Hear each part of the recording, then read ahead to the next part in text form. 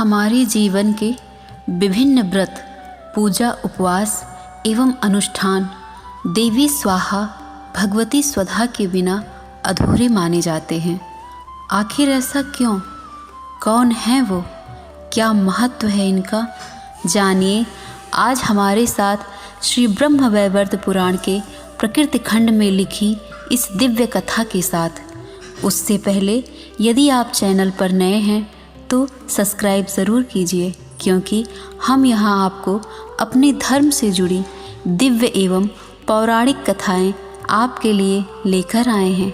और कमेंट में एक बार राधे राधे अवश्य लिख दिया कीजिए, क्योंकि इससे दूसरे देखने वालों को ये पता चलेगा कि आप वास्तव में एक सनातन भक्त हैं या नहीं। तो इसी के साथ हम कथा में आगे बढ़ते हैं। राधे राधे। आज हम आपको सुनाएंगे भगवती स्वाहा तथा भगवती स्वधा का उपाख्यान, उनके ध्यान, पूजा विधान तथा स्तोत्रों का महत्व। नारद जी ने कहा, प्रभु मुनिवर नारायण, आप रूप, गुण, यश, तेज एवं कांति में साक्षात भगवान नारायण के ही समान हैं। मुने, आप ही ज्ञानियों, सिद्धों, योगियों, तपस्वियों और वेद वेत्ताओं में श्रेष्ठ हैं। आपकी कृपा से मुझे यह महालक्ष्मी का महान अद्भुत उपाख्यान ज्ञात हो गया। अब आप उचित समझें तो भगवती स्वाहा, भगवती स्वधा और भगवती दक्षिणा के चरित्र तथा उनका सहत महत्व सुनाएं। सूत जी कहते हैं, मुनियों, नारद जी की बात सुनकर मुनिवर नारायण हंस पड़े और उन्होंने पुराणोक्त प्राचीन उपाख्यान कहना आरंभ किया। भगवान नारायण कहते हैं, मुने, सृष्टि के प्रारंभिक समय की बात है। देवता भोजन की व्यवस्था के लिए ब्रह्मलोक में ब्रह्मा जी की मनोहारिणी सभा में गए। मुने, वहाँ जाकर उन्होंने अपने आहार के लिए ब्रह्मा जी से प्रार्थना की। उनकी बात सुनकर ब्रह्मा जी ने उन्हें भोजन देने की प्रतिज्ञा करके श्री हरि के चरणों की आराधना की। तब भगवान श्री हरि अपनी कला से यज्ञ रूप में प्रकट हुए। उस यज्ञ में जिस जिस हविष्य की आहुति दी गई वह सब ब्रह्मा जी ने देवताओं को दिया, किंतु ब्राह्मण और क्षत्रिय आदि वर्ण भक्तिपूर्वक जो हवन करते थे वह देवताओं को उपलब्ध नहीं होता था। इसी से सब उदास होकर ब्रह्म सभा में गए और वहाँ जाकर उन्होंने आहार न मिलने की बात बतलाई।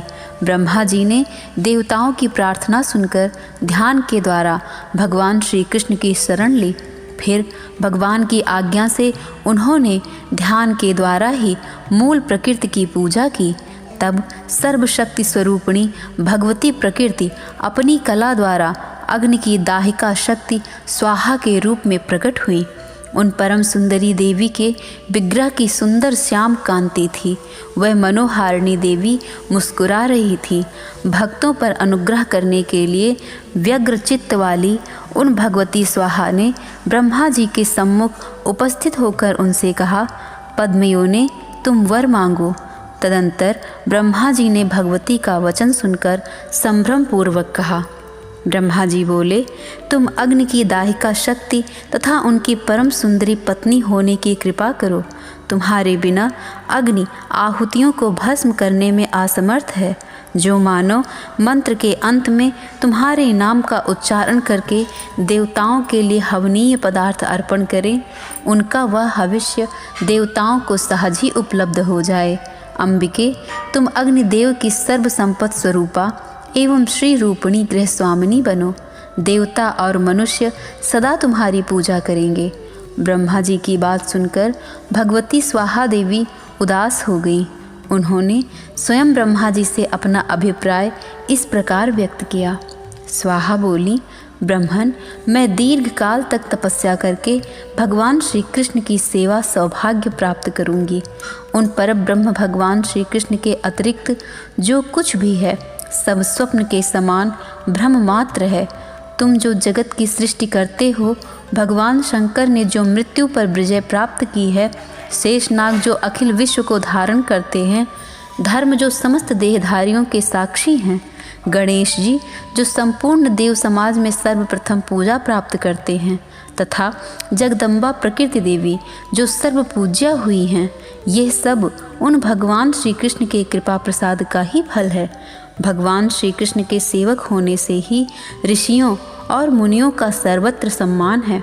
अतः पद्मज, मैं भी एकमात्र उन्हीं परम प्रभु श्री कृष्ण के चरण कमलों का सानुराग चिंतन करती हूँ। ब्रह्मा जी से यूँ कहकर वह कमलमुखी देवी स्वाहा निरामय भगवान श्री कृष्ण के उद्देश्य से तपस्या करने के लिए चल दी। फिर एक पैर से खड़ी होकर उन्होंने श्री कृष्ण का ध्यान करते हुए बहुत वर्षों तक तप किया। तब प्रकृति से परे निर्गुण पर ब्रह्म श्री कृष्ण के दर्शन उन्हें प्राप्त हुए। भगवान के परम कमनीय सौंदर्य को देखकर स्वरूपिणी देवी स्वाहा मूर्छित सी हो गई, क्योंकि वह उन कामेश्वर प्रभु को कांत भाव से चाहने लगी थी। चिरकाल तक तपस्या करने के कारण क्षीण शरीर वाली देवी स्वाहा के अभिप्राय को वह सर्वज्ञ प्रभु समझ गए। उन्होंने उन्हें उठाकर अपने अंक में बैठा लिया और कहा, भगवान श्री कृष्ण बोले, कांते, तुम वराह कल्प में अपने अंश से मेरी प्रिया बनोगी। तुम्हारा नाम नागनिजिति होगा। राजा नागनिजित तुम्हारे पिता होंगे। इस समय तुम दाहिका शक्ति के रूप में अग्नि की प्रिय पत्नी बनो। मेरे प्रसाद से तुम मंत्रों की अंगभूता एवं परम पवित्र होगी। अग्निदेव तुम्हें अपनी गृह स्वामिनी बनाकर भक्ति भाव के साथ तुम्हारी पूजा करेंगे। तुम परम रमणीया देवी के साथ वह सानंद विहार करेंगे। नारद देवी स्वाहा से इस प्रकार संभाषण करके उन्हें आश्वासन दे भगवान श्री कृष्ण अंतर्ध्यान हो गए। फिर ब्रह्मा जी की आज्ञा के अनुसार डरते हुए अग्निदेव वहां आए और सामवेद में कही हुई विधि से जगत जननी भगवती का ध्यान करके उन्होंने देवी की भली भांति पूजा और स्तुति की। तत्पश्चात अग्निदेव ने मंत्रोच्चारण पूर्वक स्वाहा देवी का परिग्रहण किया। देवताओं के वर्ष से 100 वर्ष तक वे उनके साथ आनंद करते रहे। परम सुखप्रद निर्जन देश में रहते समय देवी स्वाहा अग्निदेव के तेज से गर्भवती हो गई। 12 दिव्य वर्षों तक वे उस गर्भ को धारण किए रही। तत्पश्चात दक्षिणाग्नि, गार्हपत्याग्नि और आह्वानिया अग्नि के क्रम से उनके मन को मुग्ध करने वाले परम सुंदर 3 पुत्र उनसे उत्पन्न हुए। तब ऋषि, मुनि, ब्राह्मण तथा क्षत्रिय आदि सभी श्रेष्ठ वर्ण स्वाहा अंत मंत्रों का उच्चारण करके अग्नि में हवन करने लगे और देवताओं को वह आहार रूप से प्राप्त होने लगा। जो पुरुष स्वाहा युक्त प्रशस्त मंत्र का उच्चारण करता है, उसे केवल मंत्र पढ़ने मात्र से ही सिद्धि प्राप्त हो जाती है। जिस प्रकार विषहीन सर्प, वेदहीन ब्राह्मण, पति सेवा विहीन स्त्री, विद्याहीन पुरुष तथा फल एवं शाखाहीन वृक्ष निंदा के पात्र हैं, वैसे ही स्वाहाहीन मंत्र भी निंद्य है। ऐसे मंत्र से किया हुआ हवन शीघ्र फल नहीं देता। फिर तो सभी ब्राह्मण संतुष्ट हो गए। देवताओं को आहुतियाँ मिलने लगी। स्वाहा आंत मंत्र से ही उनके सारे कर्म सफल होने लगे। मुने भगवती स्वाहा से संबंध रखने वाला इस प्रकार यह सारा श्रेष्ठ उपाख्यान कह सुनाया। यह सारभूत प्रसंग सुख और मोक्ष प्रदान करने वाला है।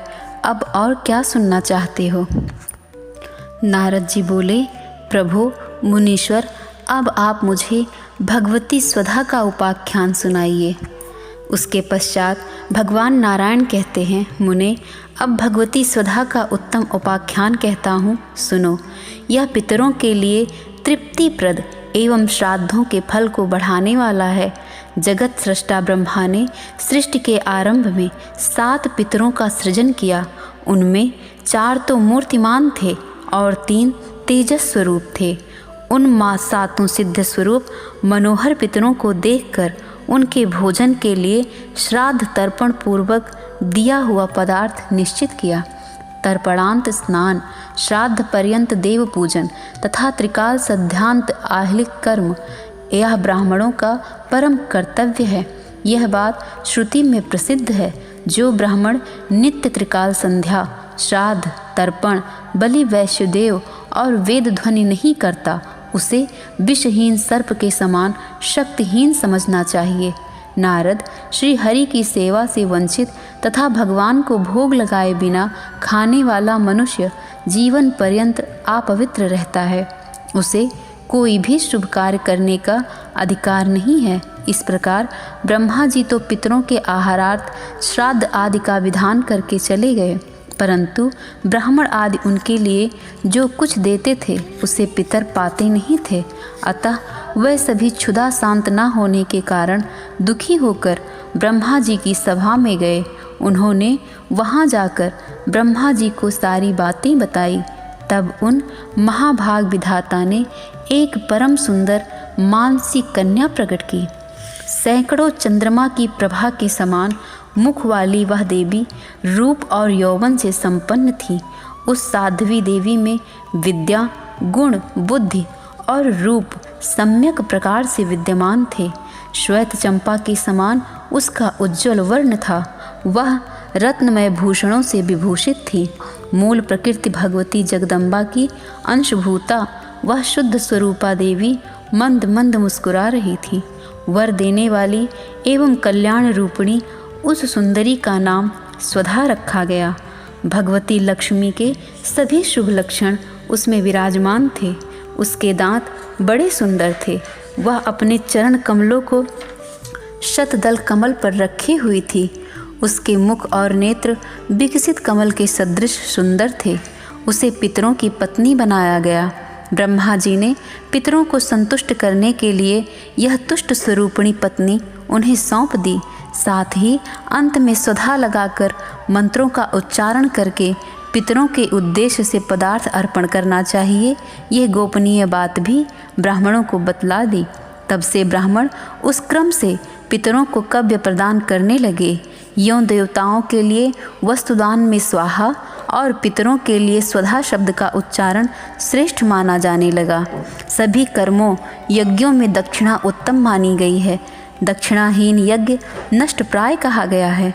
उस समय देवता, पितर, ब्राह्मण, मुनि और मानव इन सब ने बड़े आदर के साथ उन शांत स्वरूपिणी भगवती स्वधा की पूजा एवं स्तुति की। देवी के वर प्रसाद से वे सब के सब परम संतुष्ट हो गए। उनकी सारी मनोकामनाएं पूर्ण हो गई। मुने, इस प्रकार भगवती सुधा के संपूर्ण उपाख्यान का वर्णन मैंने तुम्हारे सामने कर दिया। यह सबके लिए तुष्टिकारक है। अब पुनः क्या सुनना चाहते हो? श्री नारद जी ने कहा, भगवान, मैं देवी सुधा के परम उपाख्यान का अद्भुत वर्णन सुनना चाहता हूँ। तब भगवान नारायण कहते हैं कि इस प्रकार ब्रह्मा जी बोले, स्वधा शब्द के उच्चारण मात्र से मानो तीर्थ स्नायी समझा जाता है। वह संपूर्ण पापों से मुक्त होकर वाजपेय यज्ञ के फल का अधिकारी हो जाता है। स्वधा स्वधा स्वधा इस प्रकार यदि 3 बार स्मरण किया जाए तो श्राद्ध, बलि और तर्पण के फल पुरुष को प्राप्त हो जाते हैं। श्राद्ध के अवसर पर जो पुरुष सावधान होकर स्वधा देवी के स्तोत्र का श्रवण करता है वह 100 श्राद्धों का फल पा लेता है, इसमें संशय नहीं है। जो मानव स्वधा स्वधा स्वधा इस पवित्र नाम का त्रिकाल संध्या के समय पाठ करता है उसे विनीत पतिव्रता एवं प्रिय पत्नी प्राप्त होती है तथा सद्गुण संपन्न पुत्र का लाभ होता है। देवी, तुम पितरों के लिए प्राण तुल्या और ब्राह्मणों के लिए जीवन स्वरूपिणी हो। तुम्हें श्राद्ध की अधिष्ठात्री देवी कहा गया है। तुम्हारे ही कृपा से श्राद्ध और तर्पण आदि के फल मिलते हैं। तुम पितरों की तुष्टि, द्विजातियों की प्रीति तथा गृहस्थों की अभिवृद्धि के लिए मुझ ब्रह्मा के मन से निकलकर बाहर जाओ। सुब्रते, तुम नित्य हो। तुम्हारा विग्रह नित्य और गुणमय है। तुम सृष्टि के समय प्रकट होती हो और प्रलय काल में तुम्हारा तिरोभाव हो जाता है। तुम ओम नमः स्वस्ति स्वाहा स्वधा एवं दक्षिणा हो। चारों वेदों द्वारा तुम्हारे इन 6 स्वरूपों का निरूपण किया गया है। कर्मकांडी लोगों में इन 6 की बड़ी मान्यता है। इस प्रकार देवी स्वधा की महिमा गाकर ब्रह्मा जी अपनी सभा में विराजमान हो गए। इतने में सहसा भगवती स्वधा उनके सामने प्रकट हो गईं। तब पितामह ने उन कमल नयनी देवी को पितरों के प्रति समर्पण कर दिया। उन देवी की प्राप्ति से पितर अत्यंत प्रसन्न हुए, वह आनंद से विह्वल हो गए। यही भगवती स्वधा का पुनीत स्तोत्र है। जो पुरुष समाहित चित्त से इस स्तोत्र का श्रवण करता है, उससे मानो संपूर्ण तीर्थों में स्नान कर लिया, उसको वेद पाठ का फल मिलता है। देवी स्वाहा और देवी स्वधा का ये उपाख्यान अंक यही समाप्त होता है।